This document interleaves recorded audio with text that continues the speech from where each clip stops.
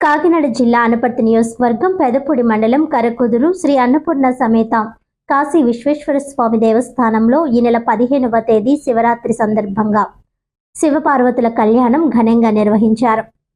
ఈ సందర్భంగా ఆత్మ కమిటీ మాజీ చైర్మన్, గ్రామ మాజీ సర్పంచ్ సింగినీడి దత్తుడు మాట్లాడుతూ ఈ నెల 15వ తేదీ ఆదివారం మహాశివరాత్రి సందర్భంగా అనగా 2 రోజులు ముందుగా అనగా 13వ తేదీన శుక్రవారం శివపార్వతుల కళ్యాణం అంగరంగ వైభవంగా జరిగిందన్నారు. ఈ కళ్యాణ మహోత్సవంలో పెమ్మనబోయిన మల్లేశ్వరరావు, పద్మ దంపతుల చేతుల మీదుగా స్వామివారి కళ్యాణం చేయడం జరిగిందన్నారు.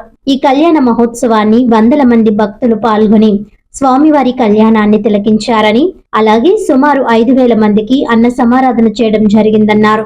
మహాశివరాత్రికి సుమారు 15 సంవత్సరాల నుంచి స్వామివారి కళ్యాణం అలాగే భారీ ఎత్తున అన్న సమారాధన అత్యంత వైభవంగా చేయడం జరుగుతుందని, ఈ శివాలయం చాలా ప్రసిద్ధి చెందిందని, కాశీ తర్వాత రెండో కాశీగా కరకుదురు శివాలయాన్ని పిలుస్తారని, ఆ శివుడు ఆశీస్సులతో మా గ్రామం అంతా సుభిక్షంగా ఉందని, ఆ స్వామివారి ఆశీస్సులు మా గ్రామంలో ఉన్న ప్రతి ఒక్కరిపై ఉండాలని కోరుకుంటున్నామని సింగినీడి దత్తుడు అన్నారు. ఈ కార్యక్రమంలో ఎండ్రు వీర్రాజ్ చౌదరి, అడపా పెద్ద, కరెడ్ల వెంకన్న బాబు, సానా రాంబాబు, పాటంశెట్టి మల్లేశ్వరరావు, తోటకూర శ్రీను, వాసంశెట్టి మాధవ, అడబాల బుజ్జి, అల్లం బాబులు మరియు ఆలయ కమిటీ సభ్యులు అధిక సంఖ్యలో భక్తులు పాల్గొన్నారు.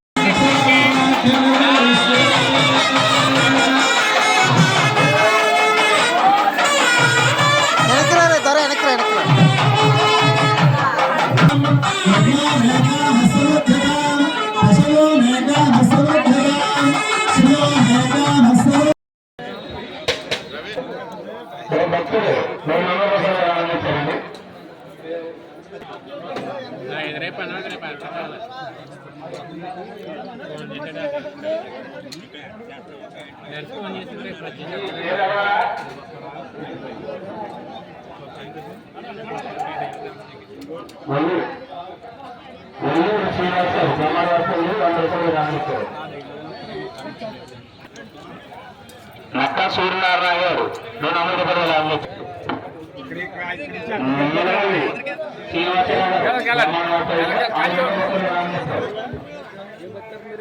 నక్కా సూర్యనారాయణ గారు 200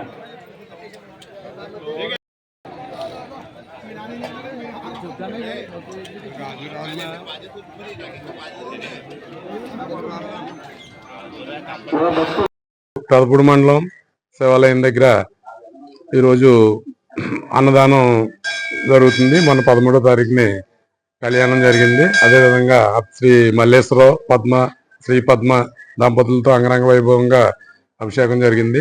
శివరాత్రి సందర్భంగా ఇంచుమించుగా 10-15 సంవత్సరాల నుంచి మేము ఈ రకంగా జరుగుతుంది. అదేవిధంగా శివాలయం కూడా మాకు అందరికీ, మన గ్రామ ప్రజలందరికీ శివుడి ఆజ్ఞతో మేము అందరూ సుఖ సంతోషాలతోటి, ఈ చుట్టుపక్కల గ్రామాలకు కూడా చాలా సంతోషంగా అందరూ, ఇది పెద్ద ప్రసిద్ధిగాంచినటువంటి శివాలయం. ఇది కాశీ తర్వాత అని చెప్పి మా పెద్దలు చెప్తూ ఉంటారు. అదేవిధంగా ఈ అన్నదానం కూడా మేము ప్రతి సంవత్సరం 10-15 సంవత్సరాల నుంచి అన్నదానం కూడా చేసుకుంటున్నాం. ఏటా 5,000-6,000 మందికి.